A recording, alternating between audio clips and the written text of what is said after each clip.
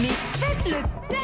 Faites le taire avec Tom Villa. Bonjour Tom. Bonjour Jean-Marc, bonjour Julie. Et ce matin, vous êtes face au président de Shine France, Thierry Lachkar. Bonjour Thierry Lachkar. Bonjour. Shine France, c'est plus de 244 heures d'émission en prime time l'année dernière. Ça veut dire que pour nous, c'est beaucoup de plaisir en famille. Et pour vous, ça fait 100 millions de chiffre d'affaires.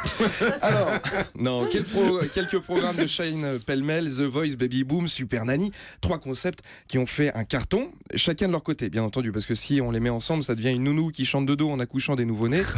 Et là, c'est pas possible. Alors, avec Shine, vous avez mis en avant plein de métiers, les boulangers, les cuisiniers, les sages-femmes, les urgentistes. En fait, vous n'êtes pas producteur, vous êtes Pôle emploi. Non, mais sans déconner. Alors, je vais quand même vous donner la recette parfaite pour faire exploser les audiences en France. Faites présenter à Mimi Mati les plus grands moments de carrière de Yannick Noah avec un sketch de Daddy Boone sur une musique de Jean-Jacques Goldman. Et là, tu fais 10 millions assurés. Shine France, c'est aussi The Voice. C'est le seul télécrochet musical où un candidat avec un physique de l'amour et dans le pré peut finir à Bercy. Faut pas nous la faire à l'envers. Chez vous, même les fromagers, les gitans, ils sont beaux. Lilian Renaud, le gars, il est fromager. Moi, mon fromager, il a une dent et la mèche grasse. C'est pas possible. Changer de fromager. Oui, je te confirme. Alors là, vous venez de terminer une émission, Jean-Marc en a parlé tout à l'heure, sur les fleuristes qui va s'appeler C'est le bouquet. Excellent jeu de mots. Si jamais vous avez envie de vous reconvertir, vous pouvez proposer des noms au salon de coiffure.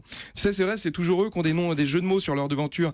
Addictif, Atmosphère, Mister Tiff, Noël ma mère. Donc c'est vraiment Noël Mam R. Ah oui, il faut la suivre celle-là. Ouais. Exactement. Avec uniquement alors.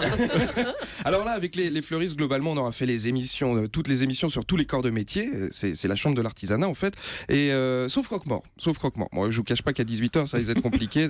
Les gens, ils sortent du boulot, ils ont envie de se vider la tête. Alors, comment on maquille un corps? Qui de Christian ou de Francis enverra le plus vite Marie-Josiane au fond de la tombe? Vous le saurez après la pub. Ça risque d'être compliqué.